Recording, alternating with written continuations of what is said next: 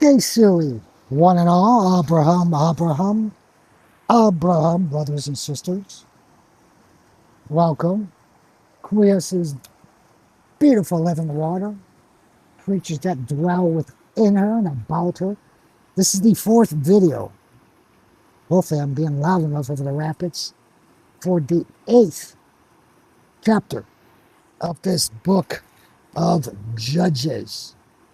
Now, we left off with Ierobaal, our judge,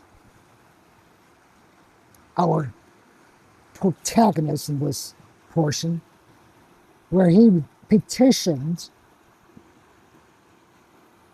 his brothers and sisters on one request, that they would give him the earlets of the Midianites to pray. Because inside the Easterners, there's a group called the Ismaelites. The Ismaelites. They were accustomed to having these golden, incredibly ostentatious earlets, earrings, golden earlets. But before we continue on, I told you we're going to go over a little bit of history. So let's do that. Let's recall who on Terra were the Ismaelites. Kind of sounds familiar with Israelites, but this is Ismaelites. Them. Hagar, going all the way back to Abraham, that we began this blessing with. Hagar was the loyal Egyptian servant to Sarai at that point, the spouse of Abraham. Now, after returning to Canaan from Egypt and dwelling there for about a decade, Sarah was still childless. So she opted to give Hagar as a spouse to Abram, who was known as Abram at that time. Now, Sarah did this because she presumed her servant to be fertile. She was young, nothing wrong with her, fairly fit. Now, Abram agreed to this, and he couples with Hagar. And afterwards, Sarai presumed Hagar to be pregnant. This was the goal, right? But now seeing and comprehending becomes a whole new meaning for a lot of people. This, especially with Sarah.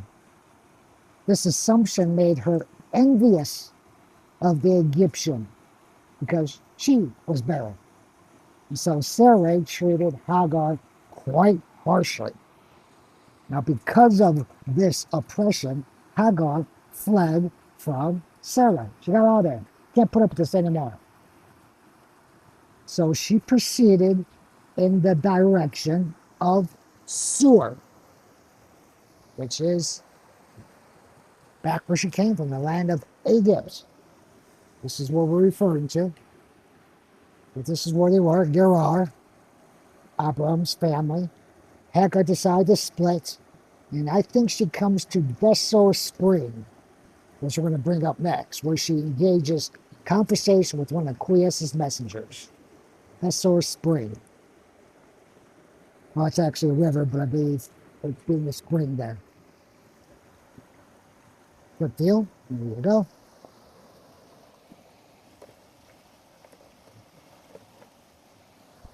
Because it's not, Moses didn't write specifically where this meeting place occurred.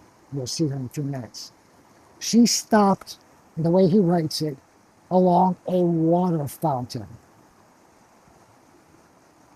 So just looking at her direction, the approximation towards Gerar, that's why I came to the conclusion of Besor Creek, river, stream.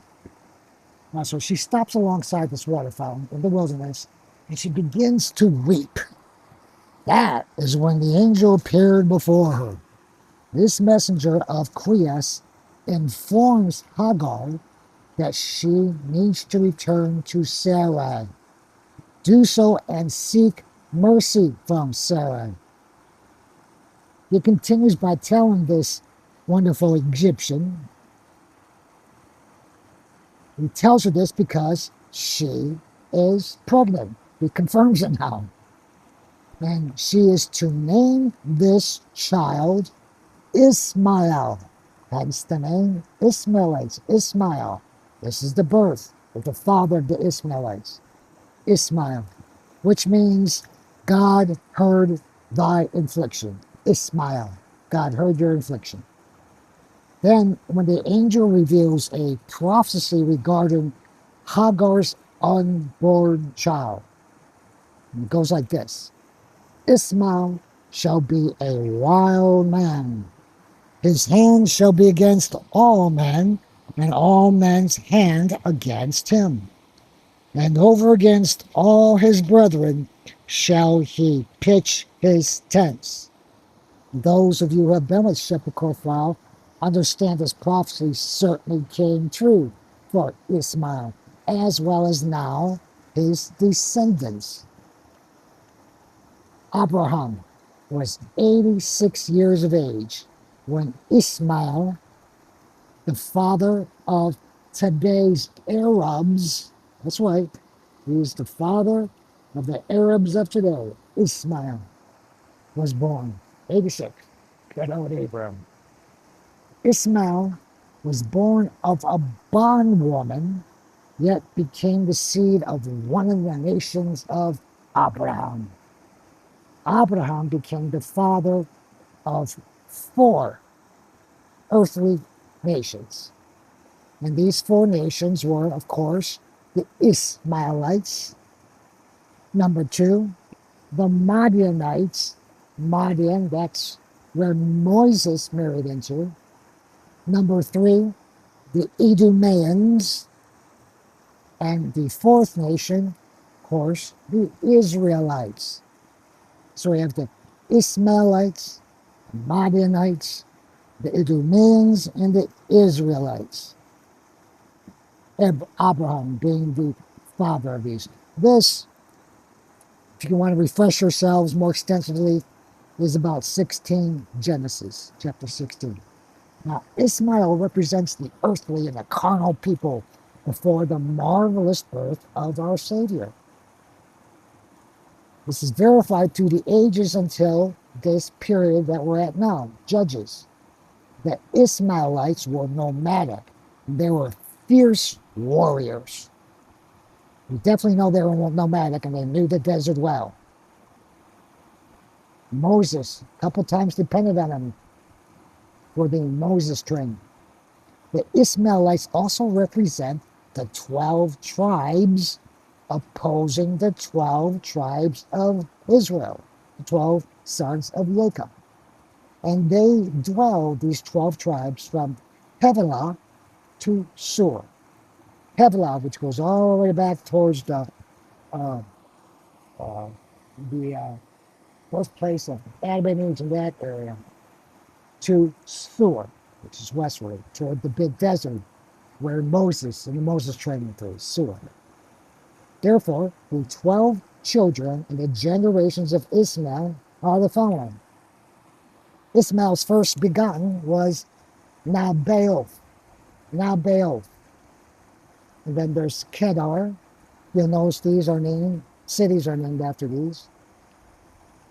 Adbel, Mabsam, Masma, Duma, Massa, Hadar, like Hadar Springs, Thema, Yethur, Napis, and Kedma. Ismael was 137 years of age when he died. Amazingly, catch this, if you can recall, his younger brothers of Abraham, by way of his 3rd spouse, Keturah, they all died before Ismael. They were the following: his brothers, Zamran, Exxon. Yexon, I'm sorry. Yexon, not Exxon, that's gas. Yexon. Madan. Madian, the Madianites. Yesbok, like the river, Yesbok. And then finally, Shua. This you can obtain from the 26th chapter of the Book of Life. Now, when we next meet, we're going to continue on with this conversation between Gideon and the Israelites when he requested these earlets. So we're going to learn what their response is going to be. So until then, incredible knowledge, huh? To understand the roots of your life, the roots of your family, the roots of your religion. Well, God's religion, so to speak. Until then, Pax Vobis, of Abraham.